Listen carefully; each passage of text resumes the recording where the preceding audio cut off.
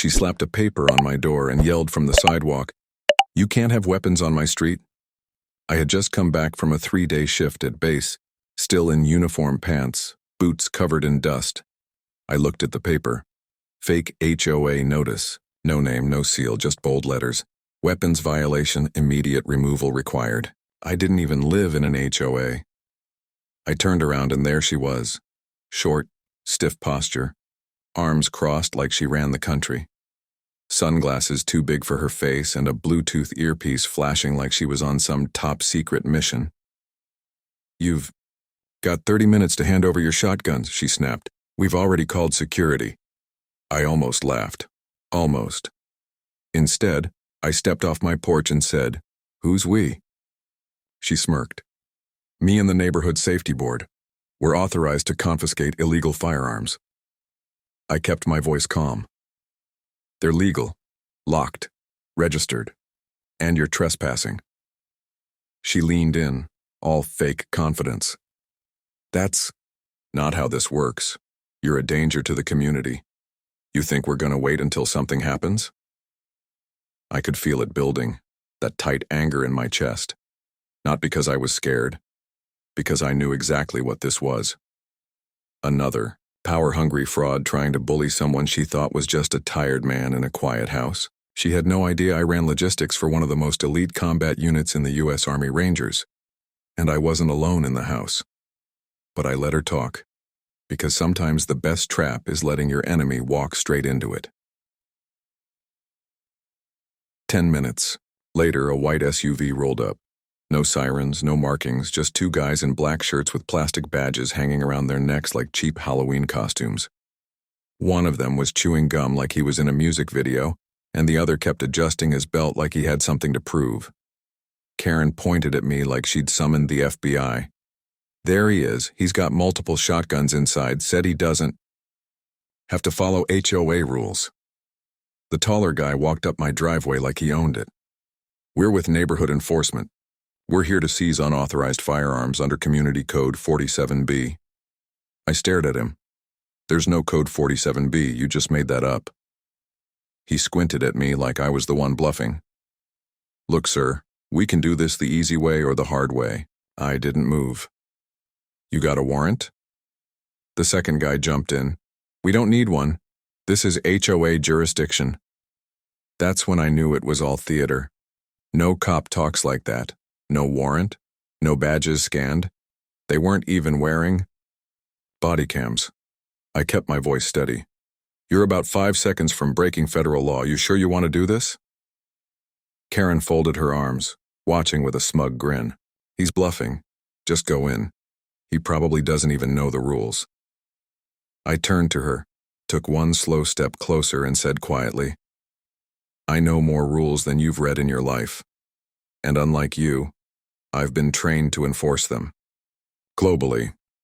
The 2 fake enforcers shifted, their confidence slipping. One looked at the other like he wasn't so sure anymore. Then my phone buzzed. One word from the message changed everything. "Live." Security camera feed was rolling, audio included. And the best part? It was streaming straight to my base's legal department. Karen didn't notice the shift, but the guys did. One of them suddenly stepped back, eyes darting to the small black dome camera mounted just above my porch. His voice dropped. "Wait, you recording this?" I didn't answer. I just stared. Karen, still clueless, barked, "What are you waiting for? Go in, he's stalling, do your job." They didn't move. The shorter one rubbed the back of his neck. We might need to double-check some stuff." Karen spun around. "Double-check what? I told you he's dangerous. He's got military weapons, probably PTSD or something." That one hit different. I took a step closer. "You want to talk about dangerous? Lady, I've led missions through terrain. That would break your mind. I've carried brothers out of firefights and buried friends who never made it back. And here you are, pretending to run the world from your front lawn." She blinked, stunned for a second.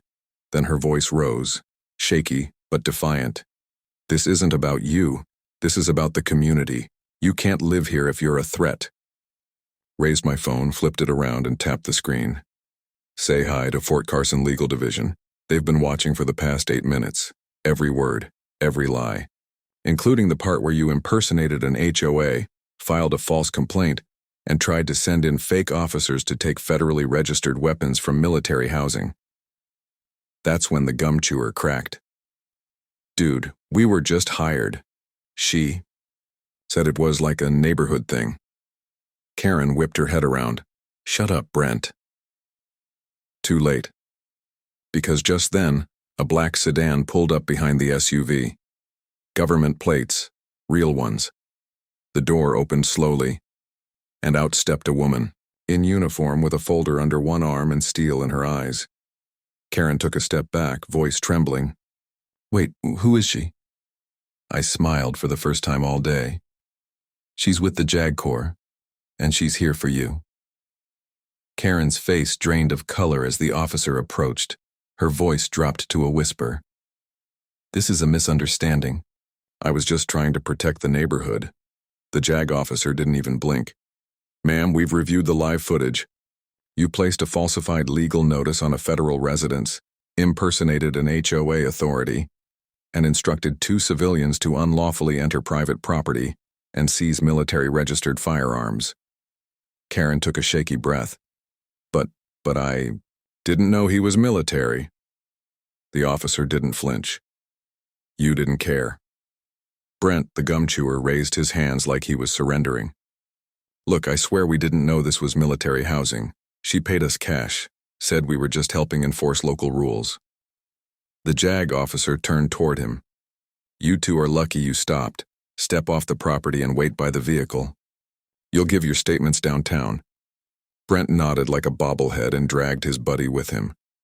Karen looked at me like I had personally orchestrated her downfall. You set me up. You planned this. I tilted my head. No, you picked the wrong fight and kicked in the wrong door. She lunged forward, suddenly unhinged. You don't deserve to live here. People like you. The officer stepped between us, hand resting near her sidearm. That's enough. You're under investigation for multiple federal violations, including impersonating government authority and inciting an illegal entry onto a secured property. Karen gasped like someone had punched the air out of her. This is my neighborhood, my rules. The officer's voice dropped cold. Not anymore. I stood there silent, watching as she was walked to the government car. Not in cuffs yet, but with every eye on the street watching the queen of the cul-de-sac finally lose her crown. As the door to the government car shut behind her, neighbors began to slowly peek out from behind curtains and cracked doors.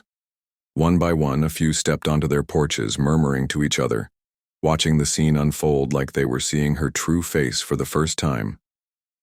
A man from 2 houses down, quiet, guy always waved but never talked much, walked over and muttered, "She did the same thing to the Rodriguez family last month. Said they couldn't park their van because it was too ethnic."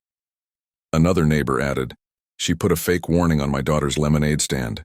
Said it violated zoning laws. She's been pulling this crap for years." The JAG officer took notes.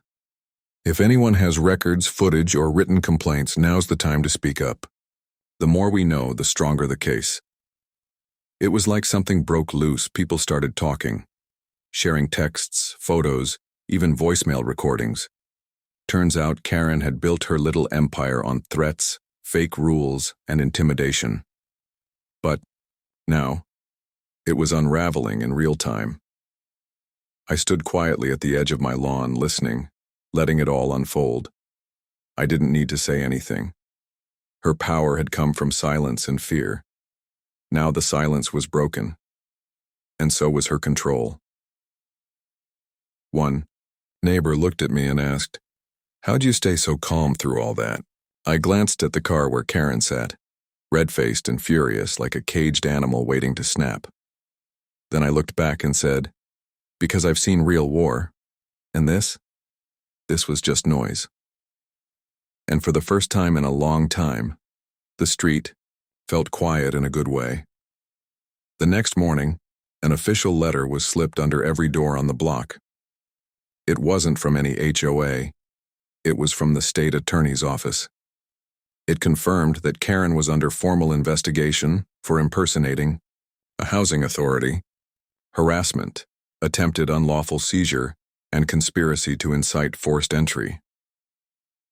Neighbors gathered in small groups along the sidewalk, reading the letter like it was the final page of a long, ugly chapter. No one defended her, not a single person. The silence that used to feel heavy now felt like peace. Later that week, her house went up for sale. Quick listing, no open house, just a moving truck pulling up at dawn, carrying away the pieces of her fake power. I didn't watch her leave. I was in the garage cleaning my gear, finishing the last coat on the old Ranger badge plaque I kept above the workbench. My daughter, all of 6 years old, poked her head in and said, "Daddy, the mean lady's gone."